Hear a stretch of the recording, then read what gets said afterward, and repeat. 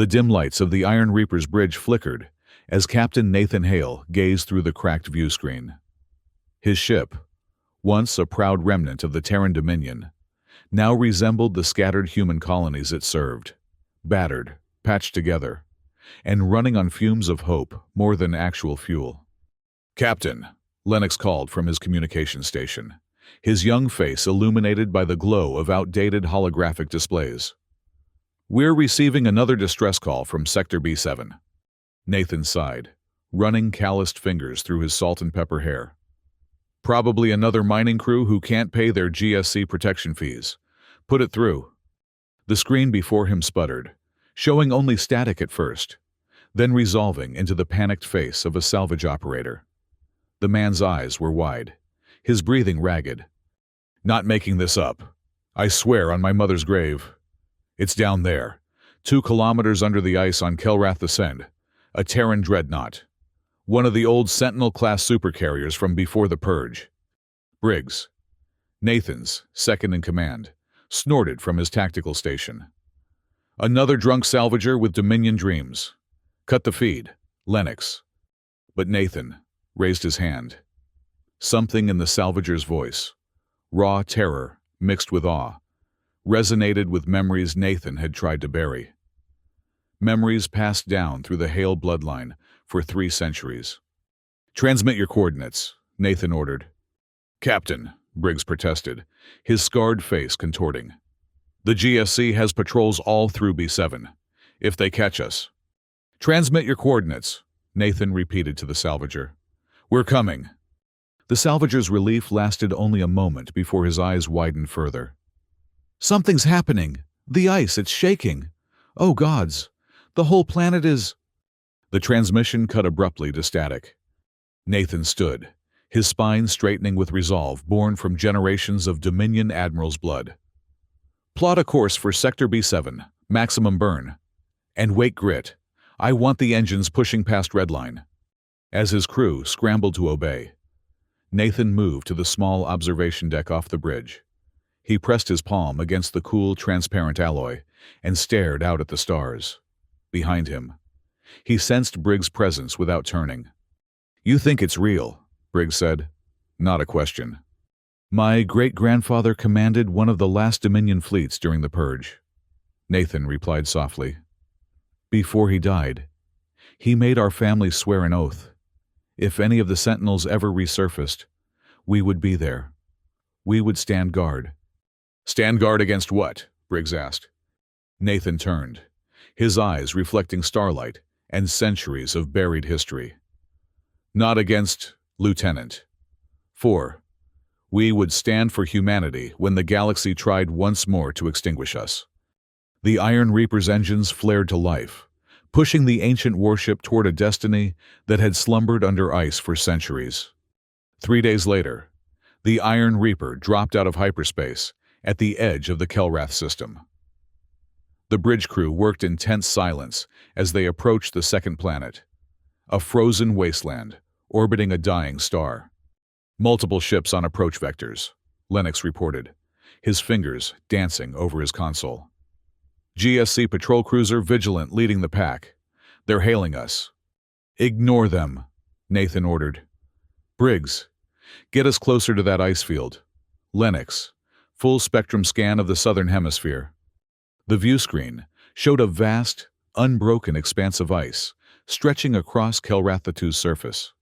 Beautiful and dead, like so many human dreams after the Purge. "Captain, scanners are showing unusual density variations approximately 2 kilometers beneath the surface," Lennox announced, his voice tight with excitement. "Metal, a lot of it. And, wait, I'm detecting power fluctuations. Faint. But they're there."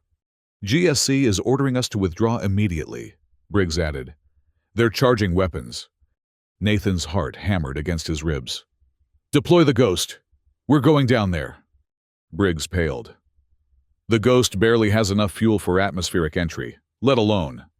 "Then we'd better not miss." Nathan cut him off. "You, me, Lennox. Full gear. Launch in 5 minutes." The Ghost, a stealth boarding shuttle coated in sensor-absorbing materials, detached from the Iron Reaper's belly with a metallic groan. Nathan guided the small craft through Kelrath-Thatu's thin atmosphere, using the planet's magnetic field to mask their descent from GSC sensors. "Coming up on the coordinates," Nathan said as ice floes rose to meet them. "Brace for impact." The Ghost skimmed across the frozen surface, sending crystalline fragments flying in its wake. Nathan brought it to a hovering stop directly above the scanner anomaly. "Suit up," he ordered. "We walk from here." The bitter cold of Kelrath II cut through their thermal suits as they made their way across the ice field, equipment strapped to their backs. They moved in silence, each lost in their own thoughts. Above them, the faint outline of the Iron Reaper was barely visible through the planet's perpetual cloud cover. "Stop," Lennox said suddenly, holding up a scanner. "We're directly above the largest concentration of metal." Nathan knelt, brushing away frost with his gloved hand. The ice beneath seemed like any other until a tremor, slight but unmistakable, rippled beneath his feet. "Did you feel that?" Briggs asked, his voice tight. Before Nathan could answer, a deep groaning sound emerged from below, the sound of metal awakening after centuries of sleep. Cracks appeared in the ice, spreading outward like lightning. "Back to the Ghost!" Nathan shouted, but it was too late. The ice beneath them shattered. They fell, tumbling through darkness, until Nathan felt his body slam against something solid, not ice, but metal. Warm metal. Groaning, he activated his suit lights and found himself sprawled across a vast, curved surface emblazoned with faded lettering. TNSS Horizon. "Terran Naval Spaceship Horizon," Nathan whispered, his breath fogging his helmet. "A Sentinel-class supercarrier." "Captain," Lennox called, pointing to a nearby section of the hull where a docking port was cycling open, expelling centuries of ice crystals. I think it's inviting us in." Briggs drew his sidearm. "Or it's about to kill us." Nathan approached the opening airlock, his heart pounding. He pressed his palm against an ancient scanner beside the door and spoke his ancestral code. "Hail, Nathan C. Lineage verification Alpha 7 Omega." Silence stretched for several seconds before a mechanical voice responded. "Command ID accepted. Docking bay open." The interior of the Horizon was a cathedral of war, vast corridors stretching into darkness, maintenance drones suspended in hibernation cycles, and Guardian turrets whose targeting systems flickered to life as the boarding party passed. "This ship is over 1 kilometer long," Lennox whispered, awe overwhelming his usual analytical demeanor. The historical records said they were big, but this— "Keep moving," Nathan ordered. "We need to reach the bridge." They passed through cavernous hangars filled with fighter craft preserved in stasis fields, armories stocked with weapons that would make the GSC tremble, and crew quarters empty of all but ghosts. A sudden whine of charging energy made them freeze. Ahead, a Guardian turret swiveled toward them, its barrel glowing red. "Don't move," Nathan hissed, as the targeting laser swept over them. "Unknown biological entities detected," a mechanical voice announced. "Initiating termination protocol." "Override!" Nathan shouted. "Hail, Nathan C. Lineage verification Alpha 7 Omega." The turret hesitated, its barrel still trained on them. "Partial match detected. Proceed to command verification at primary AI core." They continued onward, the silent ship awakening around them. Systems hummed to life. Lights flickered on in sequence as they passed. It was as if the Horizon was stretching after a long slumber, testing its limbs before rising to fight once more. The bridge was a vast chamber, dominated by an obsidian obelisk that rose from the center console to the ceiling. Red pulses of light traveled up and down its surface, each pulse matching the beating of Nathan's heart. "The AI core," Lennox whispered. "It's been in low-power hibernation all this time." Nathan approached the obelisk, feeling the weight of centuries pressing down upon him. He placed his palm against the smooth black surface. "Identify yourself," the AI demanded, its voice resonating throughout the chamber. "Nathan Hale, descendant of Admiral Jonathan Hale of the Terran Dominion Fleet. I am here to fulfill my family's oath. The obelisk pulsed faster. Genetic verification required. A small panel opened in the obelisk's surface. Nathan removed his glove and pressed his bare hand against it, wincing as a needle pricked his palm. Genetic lineage confirmed, the AI announced after a moment. Activating Preservation Protocol Alpha. All non-human entities are classified as extinction-level threats to Terran survival. Weapon systems charging. Target acquisition initiated. Alarm klaxons blared throughout the ship. On the main view screen, targeting vectors appeared over every non-human vessel in the system, including the GSC patrol cruisers. "No!" Nathan shouted. "Override Preservation Protocol! Defense only! No first strikes! Human lives! Priority 1! The obelisk's pulsing slowed, then stuttered. Override request conflicts with primary directives. The Preservation Protocol was installed after the first wave of the Purge. All non-human entities were classified as existential threats. That was 300 years ago, Nathan argued. The galaxy has changed. There are allies out there, aliens who've helped human colonies survive. Evidence insufficient, the AI responded, preparing to fire main batteries. Nathan looked to Briggs and Lennox, desperation in his eyes. Then he turned back to the obelisk. I am the last descendant of Admiral Hale. I command this vessel by right of blood and oath, and I order you to stand down. We defend humanity. We don't slaughter indiscriminately. Revised protocol. Defense only. No first strikes. Human lives. Priority 1. For a long moment, the only sound was the thrum of charging weapons. Then, gradually, the red pulses within the obelisk shifted to amber. Revised protocol accepted, the AI finally responded. Awaiting operational directives. Nathan exhaled slowly, not realizing he'd been holding his breath. First directive, complete system startup. Bring all defensive systems online. Prepare for atmospheric breach. The deck beneath them trembled as the Horizon's massive reactors roared to full power.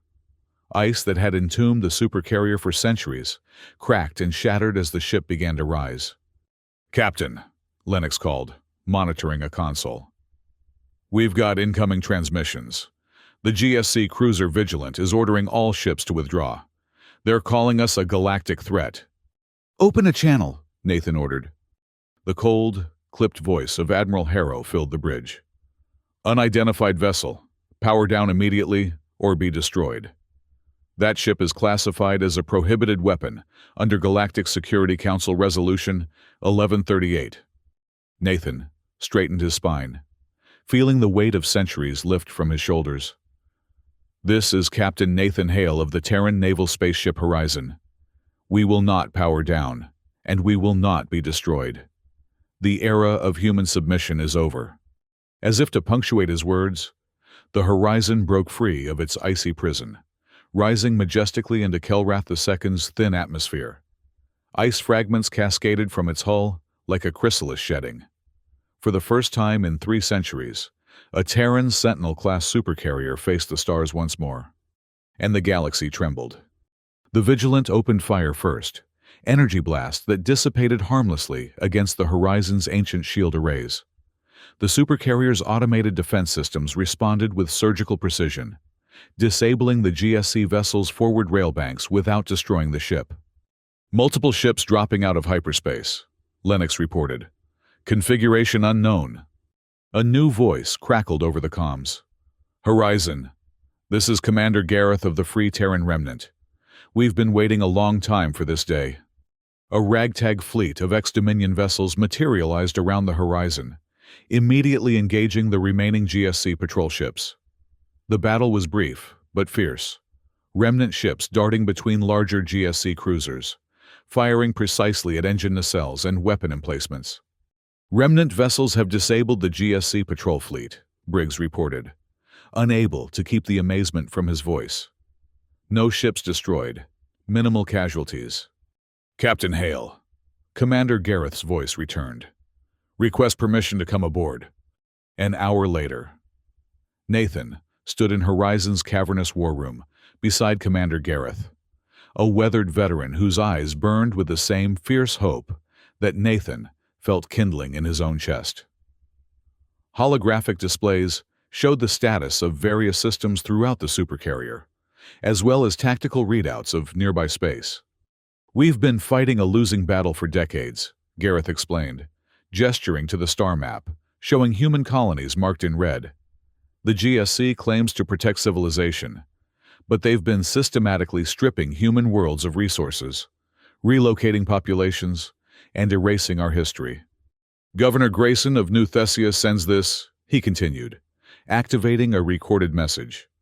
A middle-aged woman appeared in the holographic display, her face lined with hardship but her eyes clear and determined. "Captain Hale, word of the Horizon's awakening has reached even our occupied world. The GSC garrison here has doubled security, but our people are ready. We've hidden ships, weapons, and fighters for this moment. New Thessia pledges its support to your cause." "It's happening across dozens of systems," Gareth added as the message ended. "Every human colony that suffered under GSC rule is ready to rise up. They just needed a symbol." He gestured around them. "And you've given them one." Nathan studied the tactical display, where red markers indicated GSC fleet movements. "They won't let this stand. The Council will mobilize everything they have." "We've intercepted transmissions," Lennox added, joining them from his station. "The GSC has contracted the Black Lance mercenary faction to deliver antimatter payloads. They're planning to obliterate the Horizon rather than risk more colonies defecting. Then we strike first," Nathan decided. "Target: Rimworld Depot near Karnath. Intelligence suggests it's where the Black Lance are staging their antimatter warheads." "A preemptive strike?" Briggs questioned, brow furrowed. "That's exactly what the GSC will use to paint us as terrorists." "We're not striking civilian targets," Nathan clarified. "We're preventing a weapon of mass destruction from being deployed against us. There's a difference." "There's more," Lennox said hesitantly. "The Arendorians have sent a covert message. Not all alien factions support the GSC's actions against human worlds. They're offering intelligence on Council fleet movements." Nathan considered this unexpected development. "Accept their offer, but verify everything. Trust is a luxury we can't afford right now." The strategic planning continued into the night as more reports arrived from human colonies across the sector. The Horizon's awakening had ignited a spark that 3 centuries of oppression couldn't extinguish. 2 days later, the Horizon emerged from a precisely calculated jump into the dense asteroid field surrounding the Karnath Rimworld Depot. Accompanying it were 3 remnant cruisers and a wing of fighter craft. "Black Lance cruisers detected," Lennox reported from his station. 2 escort vessels at the depot's perimeter." "Initiate ambush protocol," Nathan ordered. "All ships maintain emission silence until my mark."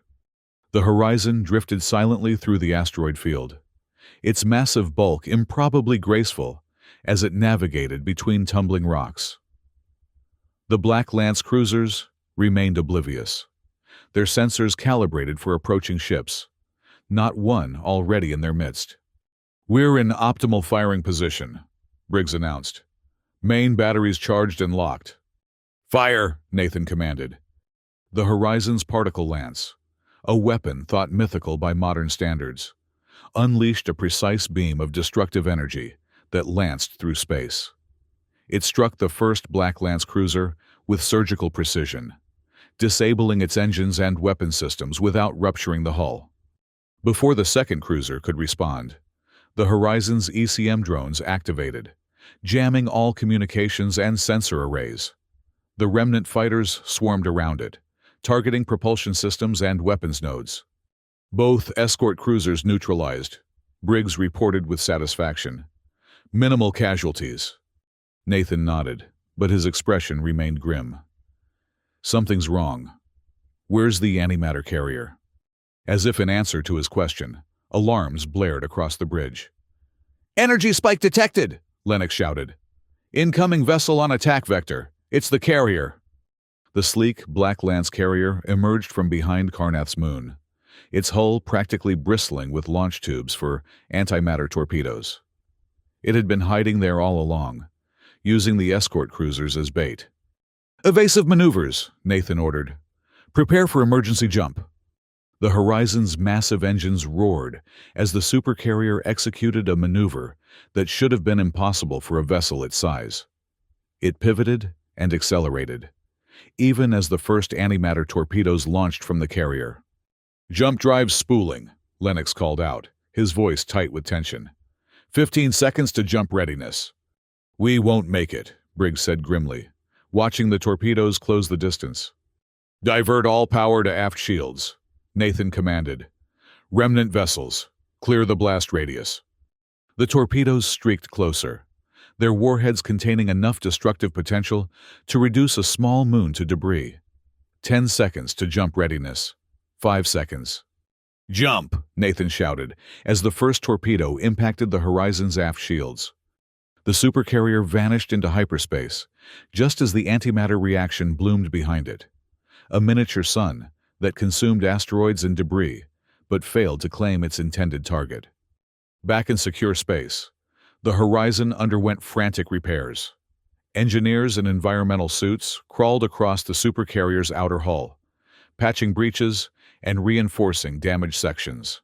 Inside, damage control teams raced through corridors, sealing ruptures with emergency force fields and jury-rigged plating. Nathan stood on the observation deck, staring out at the stars while behind him, Briggs delivered his report. "Shield generators are at 60% capacity. Jump drives need another 12 hours for full functionality. Main batteries are operational, but the particle lance requires recalibration after that emergency jump." "And our people?" Nathan asked quietly. 28 dead, 93 injured, 40 critically. Could have been much worse if that torpedo had hit us directly. Nathan nodded solemnly. "Make sure the fallen receive proper honors. They died so humanity could stand again." "News of the raid is spreading," Lennox added, joining them with a data pad. "Human colonies across 3 sectors are in open revolt. GSC garrisons are being overwhelmed." "And the Council's response?" Lennox's expression darkened. "Admiral Harrow has broadcast orders for all GSC and Coalition fleets to converge on Sector B7. They're bringing in planet killers. Captain, graviton dreadnoughts designed to shatter planetary crusts.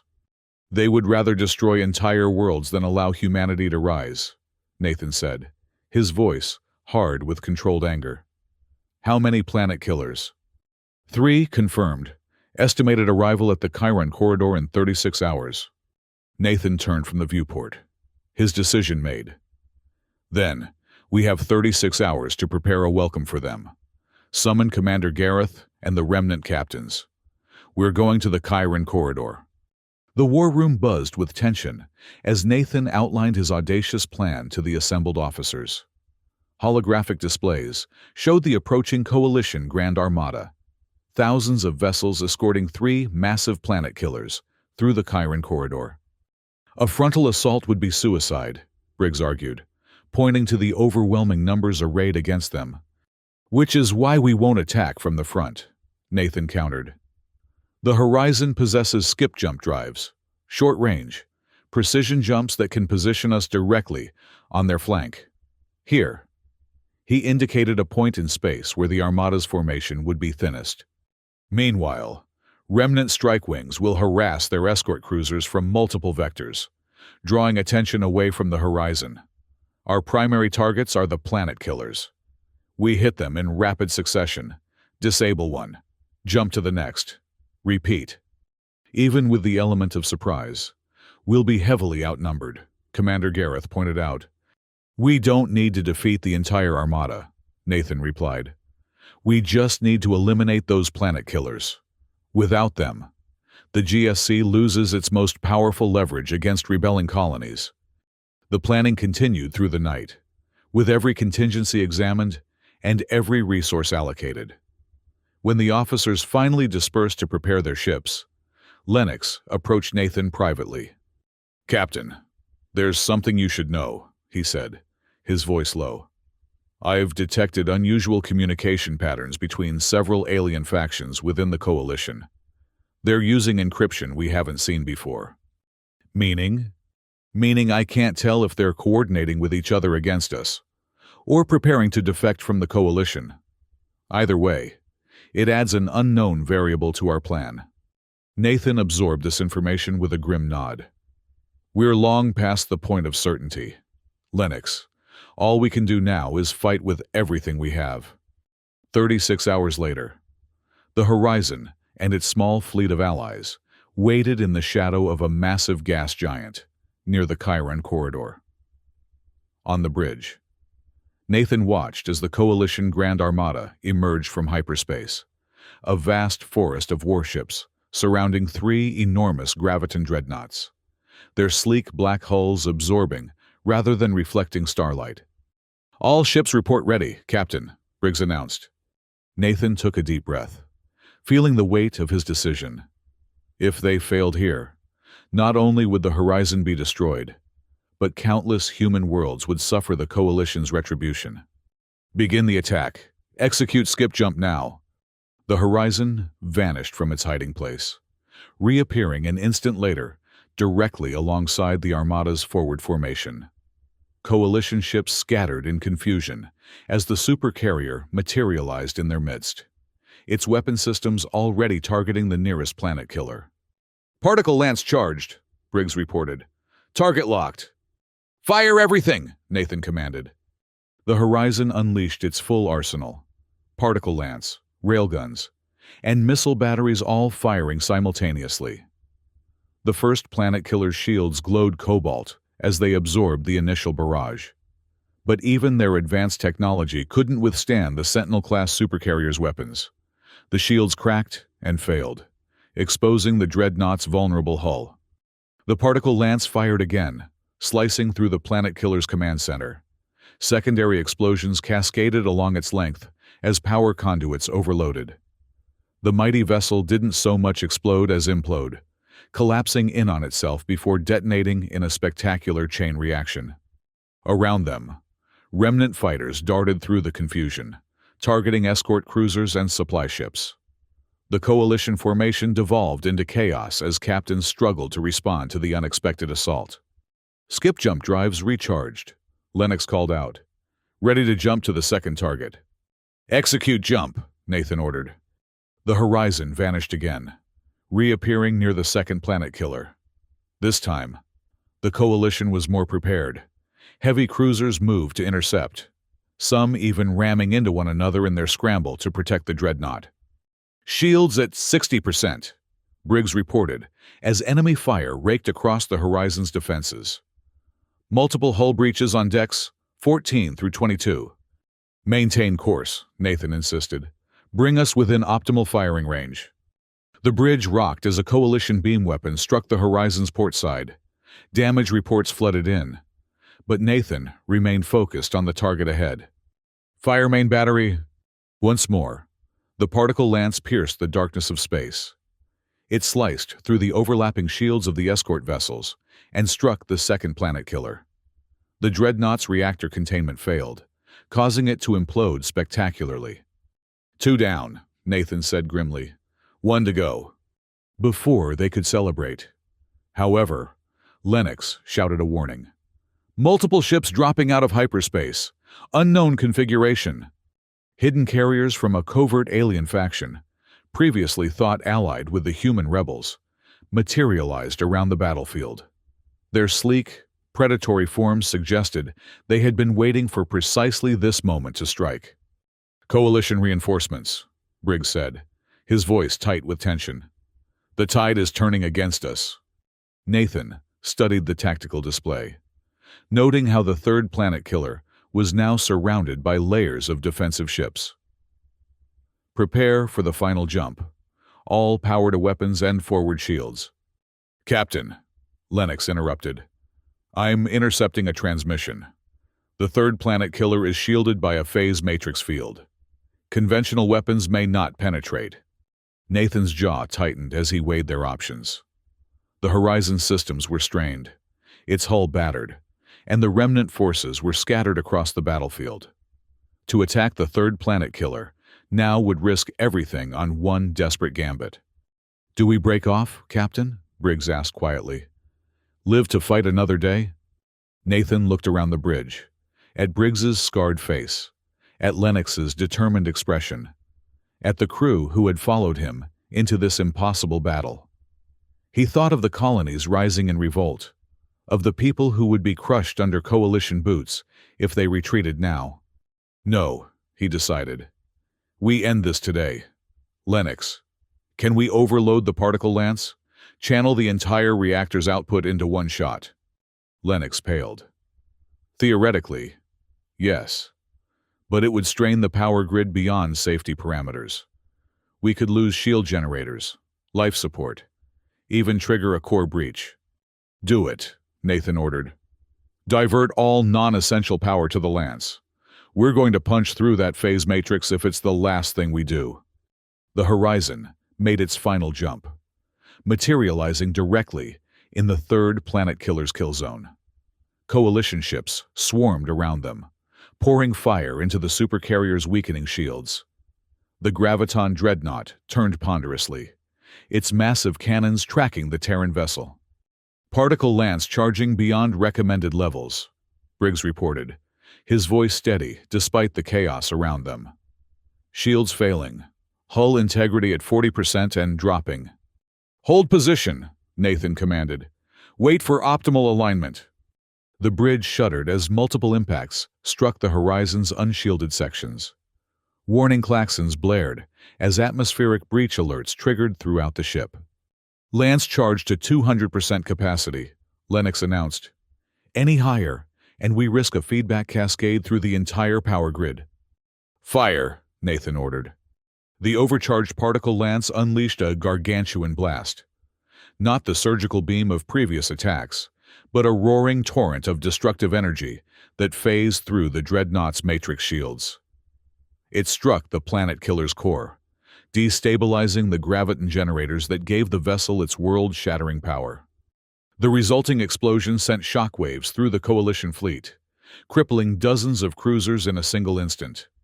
The horizon itself was flung backward by the blast, its systems flickering as power fluctuations cascaded through the ship. As the battlefield fell silent, Nathan stood at the command chair, battered but resolute. "Humanity will not be hunted," he murmured. "Not anymore." In the days that followed, reports flooded in from across the galaxy. Rebel colonies in multiple systems rose in open revolt against their GSC overseers. Alien factions formerly aligned with the Council began defecting, seeking new alliances with the emerging human coalition. The horizon underwent extensive repairs, its engineering teams working around the clock to stabilize reactor cores and patch hull breaches. In the medical bay, doctors fought to save the wounded, while throughout the ship, memorial services honored those who had fallen. Nathan reviewed the casualty figures with a heavy heart. 100 dead, 200 wounded. A steep price, but the Coalition's Grand Armada lay in tatters, its planet killers destroyed. "The GSC has called an emergency council vote at Aero Station," Lennox reported during a strategy session. "They're proclaiming full extermination of what they're calling the Hail Rebellion. Admiral Harrow is personally overseeing security for the summit." "They're desperate," Commander Gareth observed, "trying to maintain the facade of control while everything crumbles around them." Nathan studied the holographic display of Aero Station, a grand diplomatic megastructure floating in neutral space. "Then, we take our case directly to the Council." "You can't be serious," Briggs protested. "They'll arrest you on sight, or worse." "Not if we make it a public spectacle they can't ignore," Nathan countered. "Lennox, can you hack into the station's broadcast systems? Make sure whatever happens there is transmitted live to every system in the galaxy." Lennox nodded slowly. "With the right equipment and positioning, yes. I believe so." "Then, prepare a diplomatic shuttle." Nathan decided. "No weapons, no armor. Just 3 representatives, myself, Briggs, and Commander Gareth. "This is suicide," Briggs muttered, but his tone held no real objection, only grim acceptance of another impossible mission. The diplomatic shuttle approached Aero Station under a flag of truce. Armed guards, human and alien, met them in the docking bay, weapons leveled at the unarmed delegates. "Captain Nathan Hale," a GSC officer announced, "by order of Admiral Harrow, you are under arrest for terrorism, destruction of council property, and inciting rebellion." "I've come to address the council," Nathan replied calmly. "I believe even accused terrorists are granted that right under your own charter." The officer hesitated, then gestured with his weapon. "The council will determine your fate. Move." They were escorted through gleaming corridors to the heart of Aero Station, a vast amphitheater where hundreds of delegates from across the galaxy sat in tiered seating. Admiral Harrow stood on a central platform, his cold eyes tracking Nathan's approach. "The terrorist, Nathan Hale," Harrow announced to the assembled council, "responsible for the destruction of 3 peacekeeping vessels and countless coalition casualties." Nathan stepped onto the dais, aware of the hidden cameras Lennox had activated. Over these channels, billions across the galaxy watched as he faced the council that had oppressed humanity for centuries. "You call us terrorists," he began, his voice strong and clear. "But we fight for survival and liberty. For 300 years, the Galactic Security Council has systematically stripped human worlds of resources, relocated our populations, and erased our history." Murmurs rippled through the delegates as Nathan continued, laying out the GSC's betrayals in meticulous detail. Abandoned colonies left to starve, forced alliances with alien oligarchs, the suppression of human cultural heritage. "And when we dared to stand up for ourselves," he continued, "you responded not with negotiation, but with planet killers, weapons designed to shatter entire worlds, rather than allow humans the dignity of self-determination."